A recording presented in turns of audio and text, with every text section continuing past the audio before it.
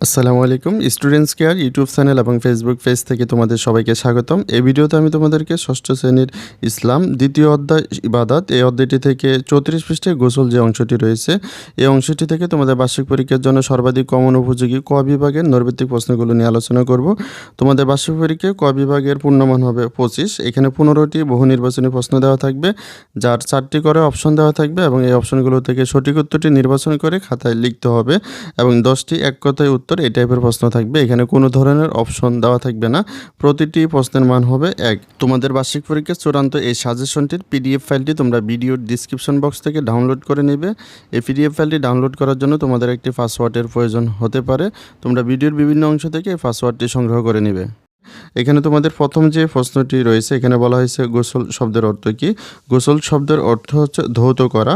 তারপরে বলা হয়েছে পবিত্রতা অর্জন ও আল্লাহর সন্তুষ্টি লাভের উদ্দেশ্যে পবিত্র পানি দ্বারা সমস্ত শরীর ধোয়া কি বলে গোসল। তারপরে বলা হয়েছে কি বলে গোসল শুরু করতে হয়, বিসমিল্লাহ বলে গোসল শুরু করতে হয়। তারপরে বলা হয়েছে কোন দিক দিয়ে গোসল শুরু করতে হয়, ডান দিক থেকে গোসল শুরু করতে হয়। গোসলের একমাত্র মাধ্যম কোনটি, গোসলের একমাত্র মাধ্যম হচ্ছে পবিত্র পানি। তারপরে বলা হয়েছে গোসলের ফরজ কয়টি, গোসলের ফরজ হচ্ছে 3টি। তারপরের প্রশ্নটিতে বলা হয়েছে গোসলের প্রথম ফরজ কোনটি, গোসলের প্রথম ফরজ হচ্ছে কুলি করা।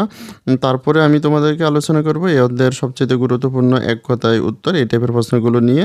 এখানে প্রথম প্রশ্নটিতে বলা হয়েছে গোসল অর্থ কী, গোসল অর্থ হচ্ছে ধৌত করা।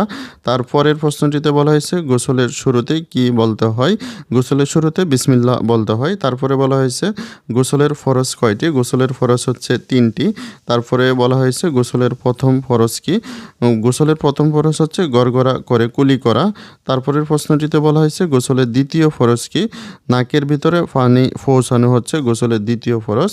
তারপরে বলা হয়েছে গোসলের তৃতীয় ফরজ কি, সমস্ত শরীর পানি দিয়ে ধৌত করা হচ্ছে গোসলের তৃতীয় ফরজ।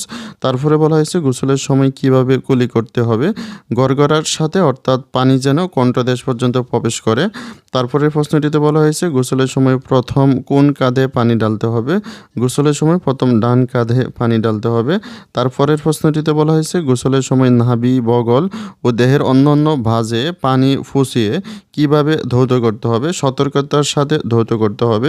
তারপরের প্রশ্নটিতে বলা হয়েছে পবিত্রতা অর্জন ও আল্লাহর সন্তুষ্টি লাভের উদ্দেশ্যে পবিত্র পানি দ্বারা সমস্ত শরীর ধোয়াকে কি বলে, এটাকে আমরা বলি গোসল।